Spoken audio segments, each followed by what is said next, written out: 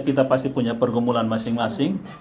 Baik pergumulan yang orang lain bisa lihat bahwa kita sedang bergumul, maupun pergumulan dalam hati pikiran kami yang orang lain tidak lihat, tidak tahu. Bahkan mungkin kita berusaha menyembunyikannya supaya orang tidak tahu. Tapi kita percaya bahwa Allah yang Maha Tahu, Dia tahu semuanya itu. Raja Daud pernah mendoakan hal seperti ini di dalam Mazmur 39, yang Lembaga Alkitab Indonesia memberi judul Doa di Hadapan Allah yang Maha Tahu.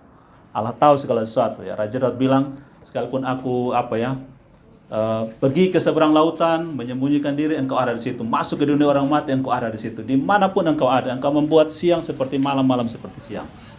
Allah Maha Kuasa dan Dia tahu segala pergumulan kita. Dan kita bersyukur dari segala pergumulan itu, Dia berkenan pun kita ada di sini. Dan saya percaya bahwa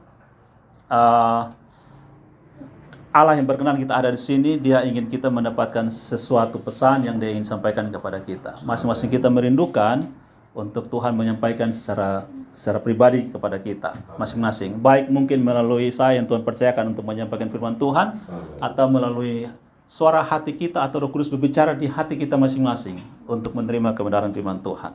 Nah, saya kemarin ya Kak Billy sampaikan kepada saya untuk berbagi firman Tuhan di sini, dan saya bergumul, Tuhan, saya mesti sampaikan apa yang Tuhan mau saya sampaikan. Tuhan sering menggerakkan hati saya kalau ketika mau menyampaikan firman Tuhan, saya berdoa bahwa Tuhan, orang yang akan mendengarkan itu adalah domba-dombanya Tuhan. Tuhan yang tahu mereka harus makan apa, saya tidak tahu. Saya berdoa menjaga hati saya supaya jangan sampai saya menyombongkan diri dengan pengetahuan Alkitab, dengan kesombongan-kesombongan, ingin terlihat baik, ingin terlihat hebat dalam berbicara. Saya berusaha menjaga hati saya dari hal-hal yang sia-sia seperti itu. Saya juga berdoa pada Tuhan bahwa Tuhan, sebelum saya menyampaikan itu kepada orang lain, sebelum saya khotbahkan kepada orang lain, Tuhan tolong khotbahkan kepada saya dulu. Biar apa yang saya sampaikan itu sebuah kebenaran yang memang hidup, bukan sesuatu yang sia-sia, yang tidak ada gunanya, begitu ya. Saya merenungkan firman Tuhan, dan Bapak Mama dan saudara semua, kalau kita lihat ya, kita lihat dunia ini punya banyak kisah, banyak cerita ya. Tapi kalau kita mau telusuri dengan baik-baik dengan dasar firman Tuhan, baru kita lihat keluar ya. Jadi jangan kita lihat dari luar baru tarik ke firman Tuhan, nanti kita banyak terjebak. Kita lihat firman Tuhan baru tarik keluar, maka kita akan menemukan banyak kisah di luar itu yang sebenarnya apa yang Alkitab sudah sampaikan, atau sesuatu yang mereka, istilah saya, terdistorsi begitu. Jadi iblis berusaha untuk membelok-belokkan itu. Saya kasih contoh misalnya kisah cinta. Pertanyaannya begini, dari mana manusia mengenal cinta? Alkitab berkata bahwa kita ciptaan Allah, dan Allah itu kasih, maka atribut kasih itu masuk dalam hati kita sehingga kita bisa mengasihi. Tapi kalau kita mau jujur, kasih kita itu banyak menyimpangnya. Banyak menyimpang. Seringkali kita terjebak dengan begini, saya mengasihi dia kalau dia mengasihi saya. Bahkan ajaran dunia bilang begini, kalau kamu mau dihormati, kamu harus hormati orang lebih dulu. Begitu ya. Atau kita lihat sekarang dalam cerita banyak anak-anak muda ya. Baru-baru saya di Soai berbagi dengan teman-teman pemuda di sana, saya bilang begini. Banyak laki-laki, anak-anak muda, remaja, pemuda itu menggunakan cinta untuk mendapatkan seks. Jadi mereka ingin seorang perempuan, mereka mau dapatkan seks dari perempuan itu, mereka memakai cinta, menjebak perempuan itu dengan cinta. Lalu ketika dia dapat, tujuannya sebenarnya dapat seks. Setelah dapat, banyak yang mereka buang begitu saja. Nah sekarang bagaimana dengan perempuan itu? Perempuan banyak menggunakan seks untuk dapatkan cinta. Ya laki-laki suatu ancam, lu besok cium lu, putus. Begitu. Nah sudah, dia kasih sudah begitu. Lalu setelah itu dapat pun, laki akan buang sendiri begitu. Ya kebanyakan banyak cerita seperti itu. Cinta yang sudah didistorsi. Atau kita lihat misalnya cerita-cerita tentang peperangan-peperangan gitu ya. Yang paling terkenal kalau kita senang sejarah, misalnya cerita mitologi Yunani, Romawi, ataupun peperangan-peperangan, ada kuasa-kuasa yang lebih berkuasa, lebih hebat dari manusia. Begitu. Nah, kalau kita mau lihat seperti tadi ya, kita lihat dari sisi Alkitab, sebenarnya Alkitab sudah bicarakan tentang hal itu. Alkitab sudah bicara lebih dulu, tetapi kita lihat kenapa itu bisa terjadi, karena dalam Kejadian pasal 3, setelah manusia jatuh dalam dosa, maka semua cerita itu mulai terdistorsi, mulai tidak sesuai dengan apa yang Alkitab omong. Manusia mulai buat dengan cerita itu kan disampaikan turun-temurun dengan versi masing-masing. Seperti itu. Nah, hari ini saya mau ajak kita untuk merenungkan sedikit firman Tuhan dalam tema kisah kasih Allah gitu. Kisah kasih Allah. Allah punya cerita kisah kasih kepada kita semua. Kemarin 2-3 hari yang lalu saya baca di medsos satu tulisan tentang Bill Gates. Mungkin Bapak Mama Saudara pernah baca ya. Bill Gates mulai mengatakan bahwa ke depan ini smartphone ini tidak akan berguna lagi begitu. Smartphone ini tidak akan guna lagi. Bill Gates mengatakan ada sesuatu yang namanya tato elektronik gitu ya. Jadi ditaruh tato elektronik di sini, jadi manusia akan terkontrol keadaan dia, kesehatan, keuangan, apapun juga semua terkontrol seperti itu. Tapi Bill Gates tidak kasih tahu kapan itu dimulai. Nah, orang-orang Kristen mulai mengaitkannya dengan ya, kisah-kisah akhir zaman mulai terjadi ya, seperti itu.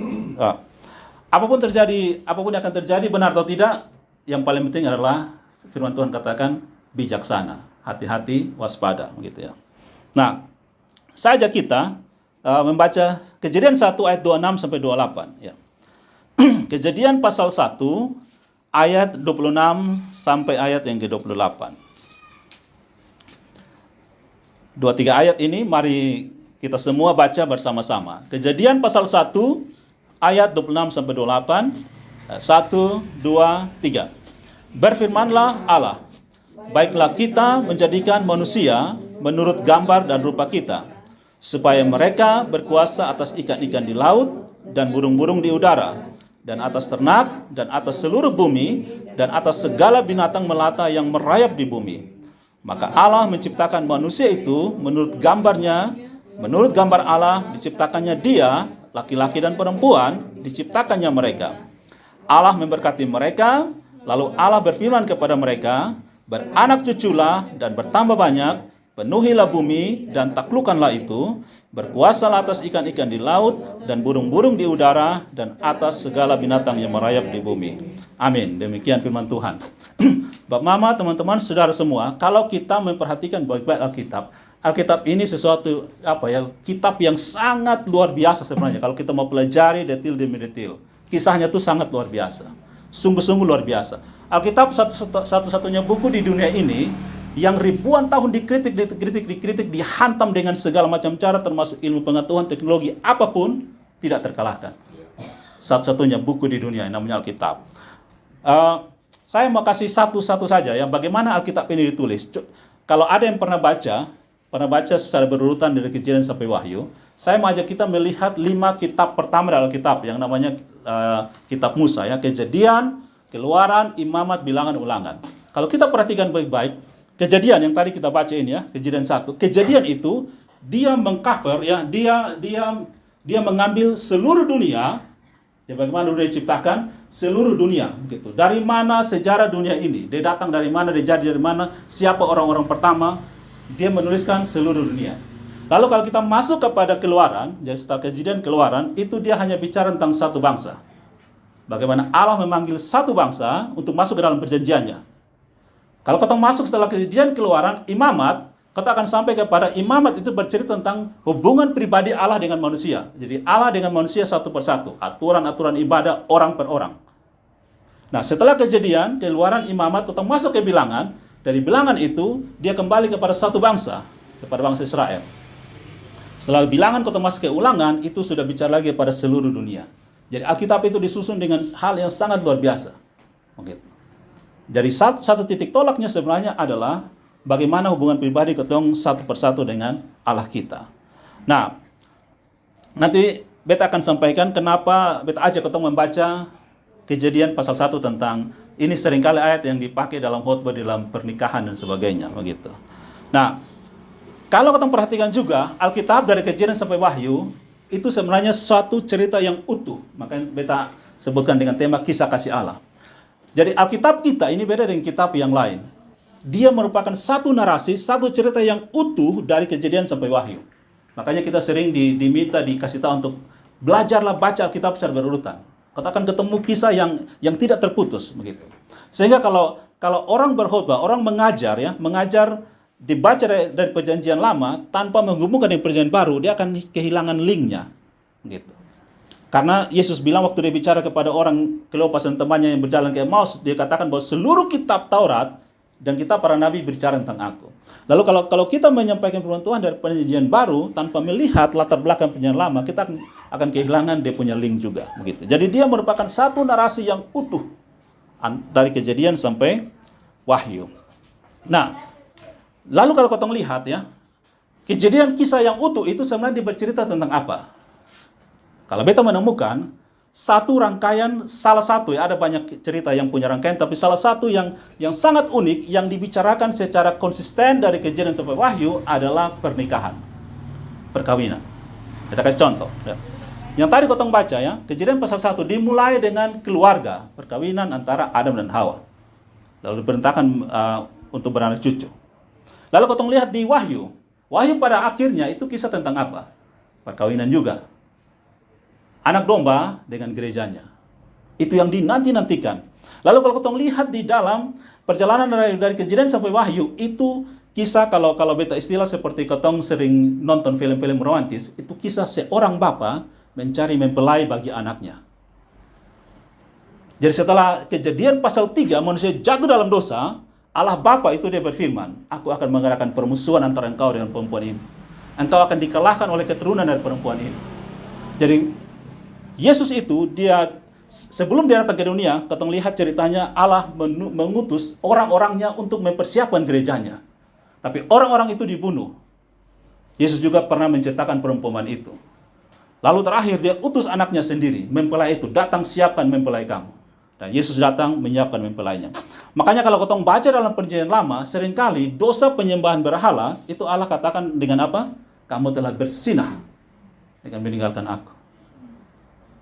Lalu kalau kita lihat dari isu di dalam perjanjian baru, itu pun isu yang sangat terkenal tentang perkawinan. Makanya satu ayat kalau kita lihat di dalam Efesus pasal 5, yang Paulus bicara soal suami harus mengasihi istrinya, harus agape kepada istrinya. Dan istri harus tunduk kepada suaminya. Ketundukan itu dalam bahasa asli seperti satu bangsa yang dijajah oleh penjajah, maka itu ditunduk total begitu. Tapi Paulus mengatakan bahwa rahasia itu satu rahasia hubungan antara Allah dengan manusia, perkawinan itu. Makanya kalau ketong misalnya yang sudah berumah tangga dan ketong bergumul atau misalnya ya pemilih menyampaikan firman Tuhan dalam pernikahan, kenapa orang Kristen itu tidak boleh bercerai? Banyak alasannya. Tapi alasan yang paling kuat adalah relasi suami istri adalah relasi Kristus dan jemaatnya. Jadi bagaimana orang bisa mengenal Kristus yang mengasihi jemaat, yang berkorban untuk jemaatnya, kalau keluarga itu bercerai? Susah. Beta pun teman, beberapa ada yang takut menikah. Kenapa? Karena mereka sulit melihat rumah tangga yang bisa menjadi contoh dan teladan. Bahkan yang mereka lihat adalah perceraian, suami pukul istri, istri tinggalkan suami, kacau balau gitu. Lalu mereka takut untuk menikah. Nah, jadi itu alasan yang paling kuat kenapa kekristenan mengajarkan, Alkitab sebenarnya mengajarkan tidak boleh bercerai. Karena kita hadir di dunia ini, kita menggambarkan relasi Allah dengan manusia. Nah, kalau kita lihat ya, misalnya ya, memperkuat cerita tentang kisah perkawinan ya, yang antara Allah dan manusia yang dimulai dengan manusia di Taman Eden. Kita lihat bisa begini, kalau kita melihat setelah dalam kisah di Keluaran, ketika Allah memanggil bangsa Israel melalui Musa untuk keluar dari Mesir menuju tanah Kanaan, sampai di Gunung Sinai, pada masa itu, perjanjian itu belum diperbarui oleh Allah dengan manusia. Perjanjian Allah yang pertama ketika dia berjanji melalui Abraham. Ya. Setelah Abraham sampai ke Musa itu kan ratusan tahun. Jadi Allah mengulangi perjanjiannya itu beberapa kali dalam Alkitab. Dia berjanji pertama kali sebenarnya kalau mau dibilang itu perjanjian Adam yang tadi ya, beranak cucu penuhi bumi. Lalu dia sampaikan kepada Abraham, kemudian kepada Musa. Sebelum Musa itu perjanjian dengan Nuh gitu ya. Dengan Nuh, kemudian dengan Abraham, kemudian Allah perjanjian dengan Musa, kemudian sampai ke Daud dan Yesus Kristus datang. Itu masa-masa di mana Allah membaharui perjanjiannya begitu. Nah, waktu Allah mau membaharui perjanjiannya dengan manusia yang diwakili oleh bangsa Israel di Gunung Sinai melalui Musa, coba kita perhatikan baik-baik kisah itu ya. Kisah itu waktu itu yang menjadi juru bicara adalah Musa, gitu ya. Tuhan Allah suruh Musa naik ke atas Gunung Sinai, bertemu dengan Tuhan Allah, lalu Tuhan Allah bicara kepada Musa dan Tuhan Allah suruh sampaikan kepada bangsa Israel. Ketika bangsa Israel setuju dengan perjanjian itu, baru Tuhan Allah memberikan hukum Taurat. Jadi ketika ada persetujuan, baru hukum itu diberikan sebagai ikatan perjanjian. Nah ini kan mirip dengan ketong punya kalau mau urusan kawin ya. Ada jubir, satu omong sini, so ini setelah sepakat, oke, kita menikah. Kalau tidak sepakat tidak bisa, gitu ya.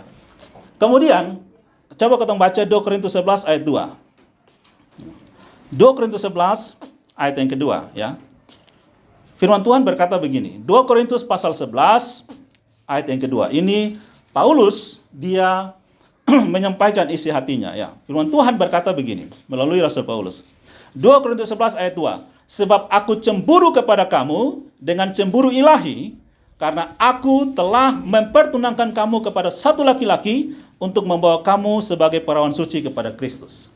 Jadi ini satu istilah yang dipakai seperti kehidupan kita sehari-hari, bertunangan. Jadi Rasul, kalau zaman dulu, Musa dipakai sebagai juru bicara untuk mempertunangkan bangsa Israel, manusia yang diwakili oleh satu bangsa Israel dengan Allah. Maka di masa perjanjian baru setelah Yesus Kristus, Paulus dipakai oleh Tuhan untuk membawa gerejanya. Ya. Setelah Yesus meletakkan dasar para rasul, kalau dalam konteks ini Rasul Paulus mempertunangkan. Jadi kita dengan Allah sudah terjadi ikatan suci. Sampai kita menurut Paulus membawa kamu sebagai perawan suci kepada Kristus. Yang terjadi nanti di akhir zaman ya dalam kisah kisah Wahyu itu, begitu. Nah, berarti ketong pada masa ini, Bapak Saudara, teman-teman, ketika coba ketong perhatikan diri ketong ya, mungkin lebih khusus yang sudah menikah yang pasti merasakan waktu ketong mau siap-siap menikah, apa yang ketong lakukan? Hati-hati, tidak boleh hati orang lain lagi. Atur diri baik-baik untuk orang yang akan kamu nikahi. Nah, gitu. Semuanya diatur, baik tata krama, karakter, penampilan, fisik. Ketong punya hati yang dijaga kudus supaya jangan selingkuh kemana-mana lagi. Gitu. Nah, itu dijaga baik-baik. Nah, ini peristiwa seperti ketong hidup sekarang.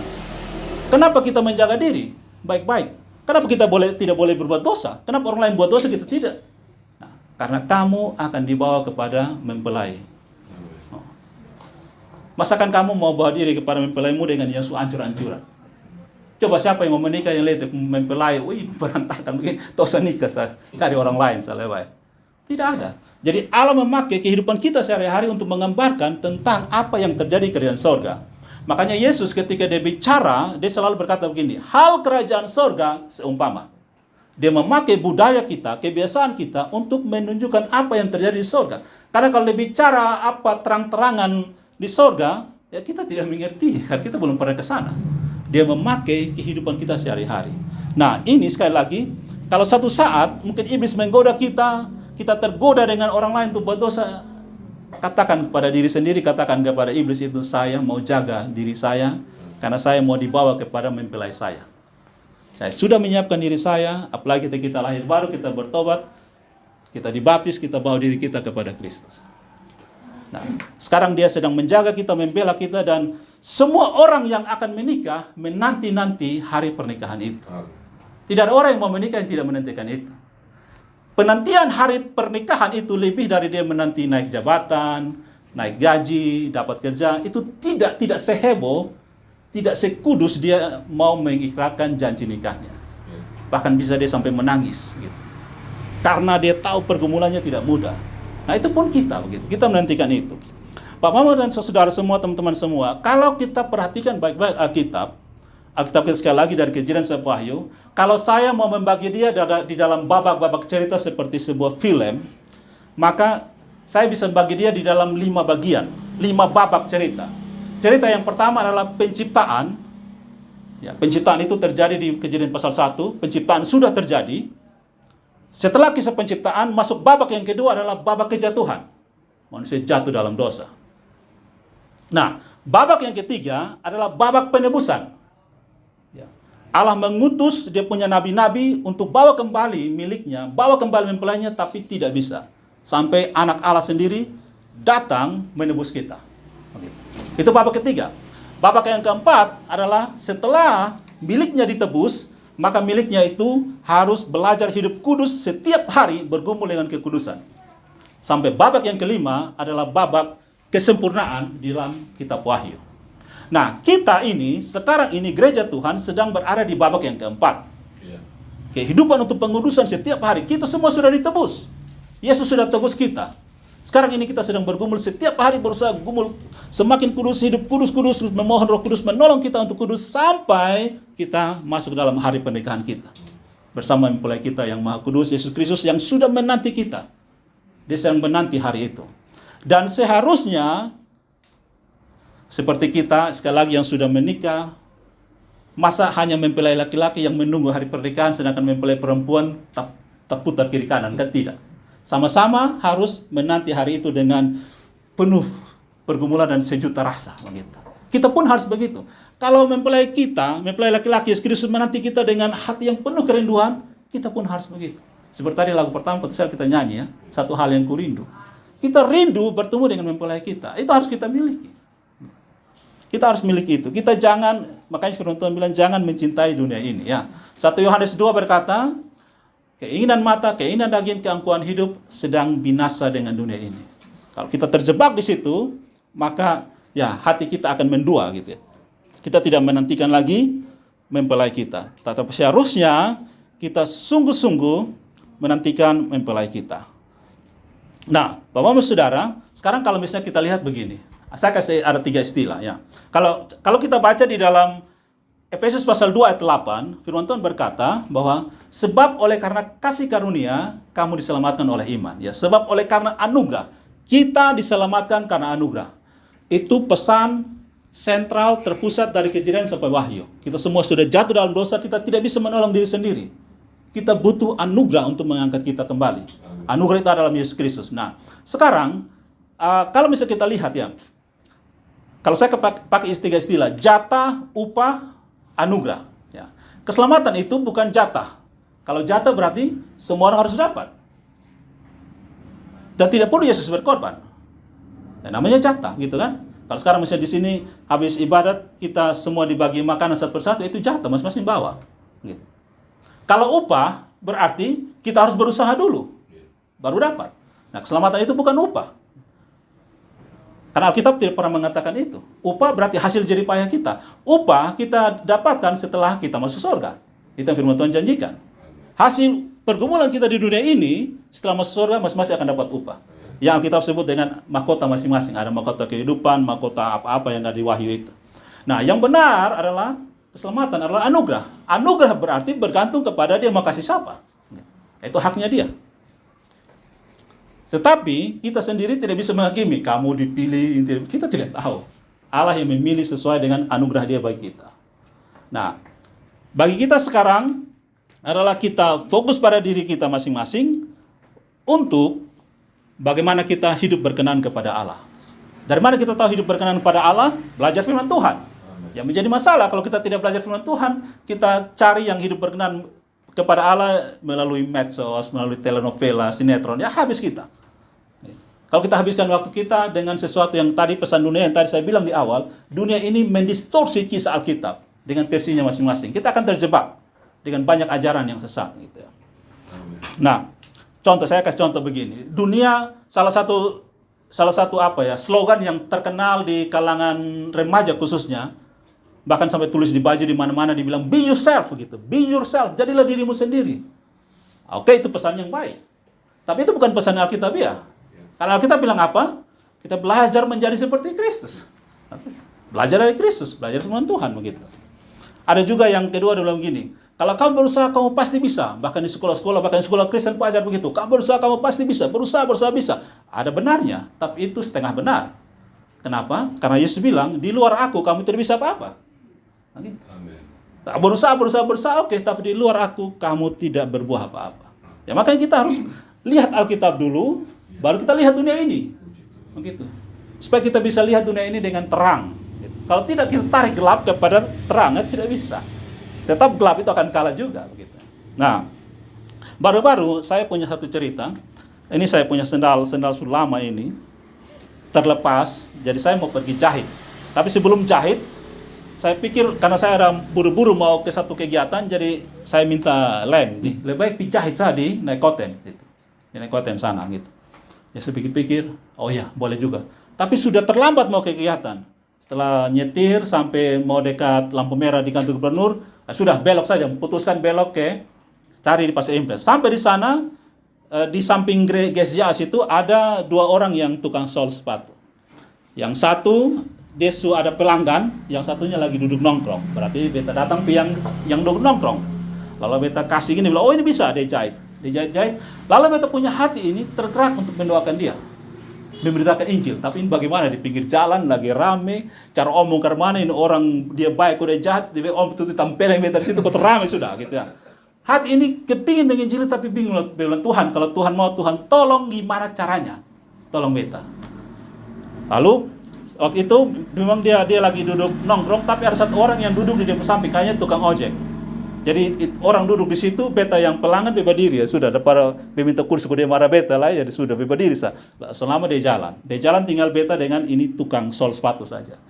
Pikir-pikir Tuhan kayaknya ini pun saat nih. Tapi cara omong mulai bagaimana ini? Jadi dia lagi asik-asik, dia asik tapi beta di hati lagi bergumul bagaimana beritakan Injil. Begitu. Pasti dia tidak tahu karena dia hanya lagi asik sol ini sandal nih. Lalu beta mulai tanya, mulai ketemu kata pembuka, Bapak tinggal di mana? Distrik mana? Lalu gereja di mana? Di Pinial Sikumana. Ya, ketemu saya cerita lalu bilang, tapi beta jarang ke gereja. Gitu. Tapi beta percaya, beta bersyukur. Ke hari ini mau dapat atau tidak dapat, beta tetap bersyukur Tuhan yang berkati. Oh ini berarti ada di penjalan-jalan masuk. Lalu sudah asik-asik ngomong, lalu beta bilang gini.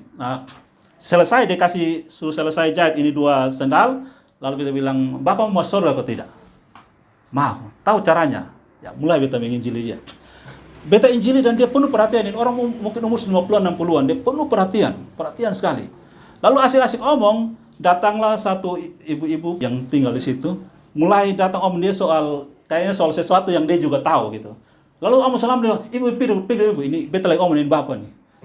Mulai terbaca bahwa ini orang sebenarnya dia haus dan lapar akan kebenaran, tapi sepertinya belum ada orang yang beritakan ke dia. Omong dengan ini ibu sudah jalan, oke, ibu jalan, selama tukang loper koran datang lagi, seorang koran dia. Nah, sudah, bilang omong dengan ini Bapak nih. Jadi, dia bilang, oh ini pas sudah, ini orang yang Tuhan panggil dia untuk beritakan apa dengar firman Tuhan. Ya sudah, kata omong, lalu beta ajak dia untuk doa terima Yesus.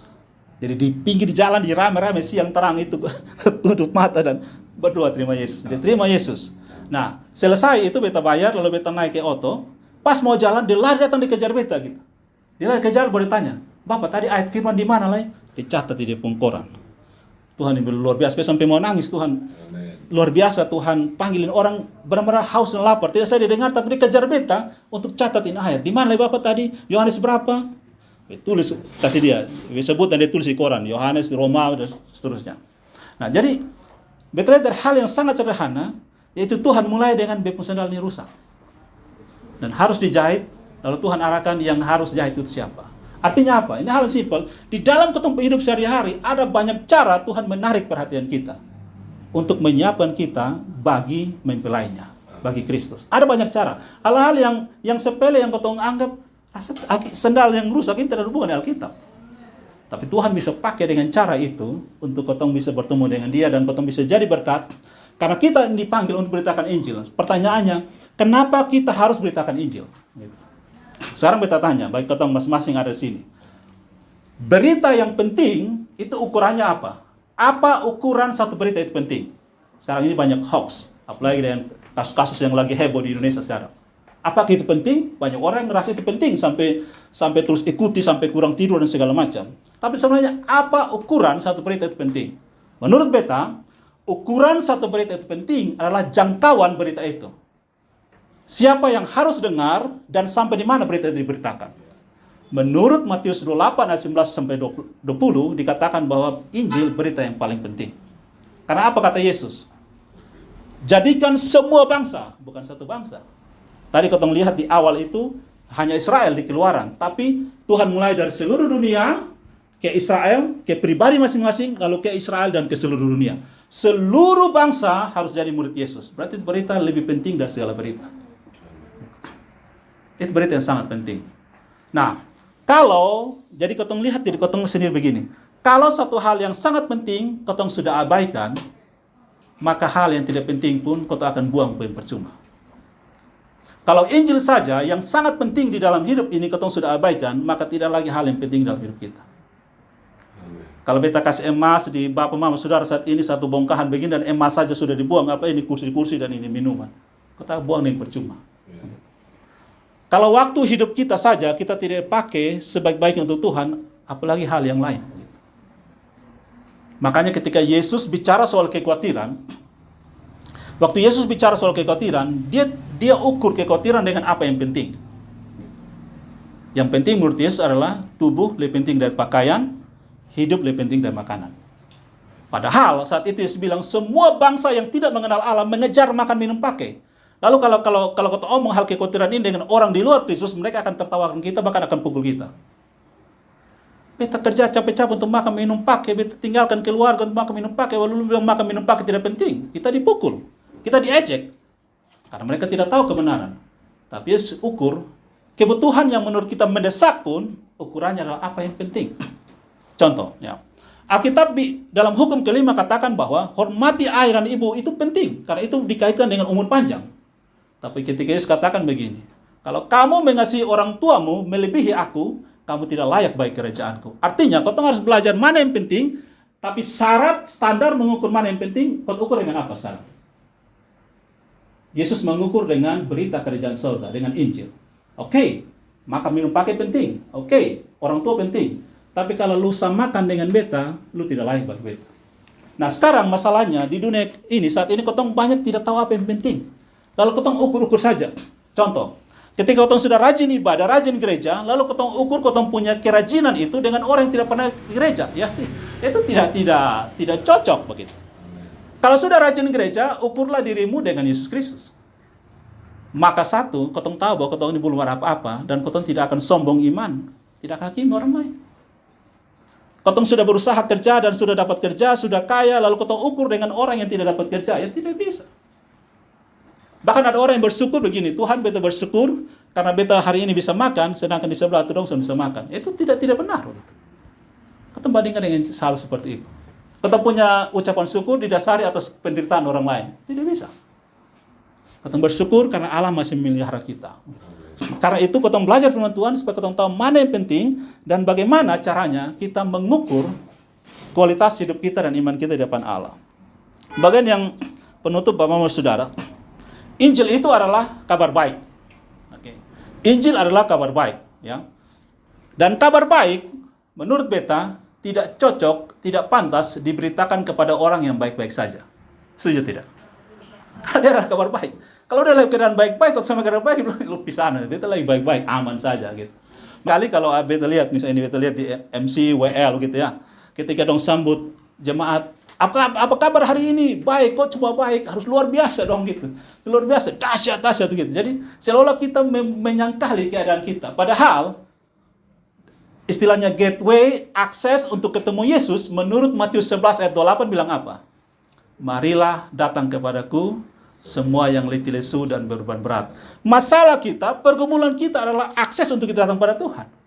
Makanya kita lihat dalam keadaan kenyataan hidup ini, orang yang tidak punya masalah tidak perlu Tuhan. Kok semua dia punya? Dia perlu Tuhan bikin apa? Orang lain sibuk cari istri, belum gue punya istri, mau cari apa lagi? Hanya orang yang membutuhkan, makanya Yesus bilang, hanya orang yang sakit yang memerlukan tabib.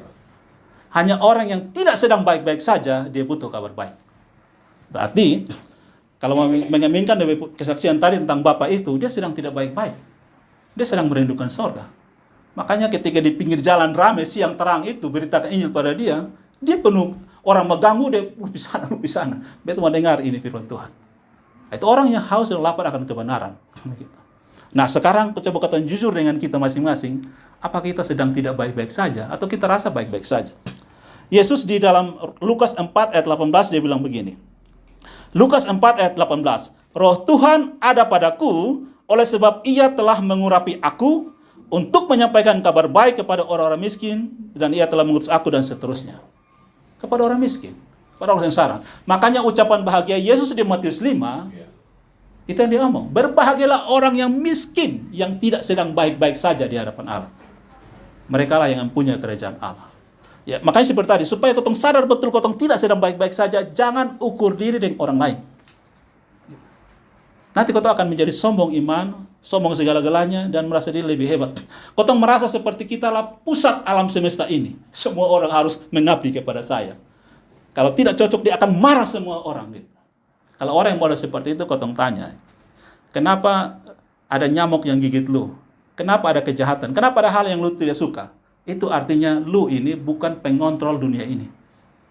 Lu bukan pengatur dunia ini. Makanya lu bisa mengalami hal yang tidak lu suka. Karena kalau orang yang berkuasa, misalnya dia berkuasa di rumah, maka dia akan atur sesuka hatinya. Gitu. Kalau masih ada hal yang tidak cocok dengan kita, yang buat kita rasa tidak enak, tidak nyaman, berarti kita bukan pusat alam semesta. Karena itu kita ukur diri kita dengan pusat alam semesta itu. Yaitu Allah itu dalam Kristus. Maka kita akan ketemu kita tidak ada apa-apanya. Kita butuh dia. Gitu. Kita butuh dia memperlengkapi kita supaya nanti ketika hari H, hari pernikahan kita itu, hari perkawinan kita dengan anak domba itu menjadi pesta yang sungguh luar biasa. Kita akan menangis di hadapan dia karena kita merasa, bukan sekedar merasa, kita tahu kita tidak layak, tapi dia melayakkan kita. Itu yang disebut dengan anugerah. Bapak-bapak saudara, ini bagian penutup. Anugerah itu seperti sebuah paradoks. Kotong hanya akan mengerti anugerah kalau kotong pernah jatuh. Setuju ya? Amin ya. Kalau orang tidak pernah jatuh, kalau orang tidak menyadari dosa dan akibat dosa, dia tidak tahu itu anugerah. Tetapi kita tidak boleh jatuh. Kita kan baru berjuang untuk tidak jatuh. Tapi kita akan jatuh juga. Kita akan jatuh juga. Itulah paradoks dari anugerah. Tetapi itu bukan untuk membenarkan diri hidup dalam dosa, bukan. Bukan untuk kita beta lemah aja sudah jatuh ya. Orang sering pakai ayat pamungkas. Roh memang penurut tapi daging lemah. Ya sudah ikut daging lemah, itu salah. Ikutlah roh yang penurut itu. Makanya dibilang hidup oleh roh itu. Tetapi kotong mesti sadari ketika kotong jatuh supaya iblis, seperti khotbah beta beberapa waktu lalu di gereja, supaya ketika kita jatuh iblis jangan hantam kita supaya kita bunuh diri, kita datang kepada anugerah itu.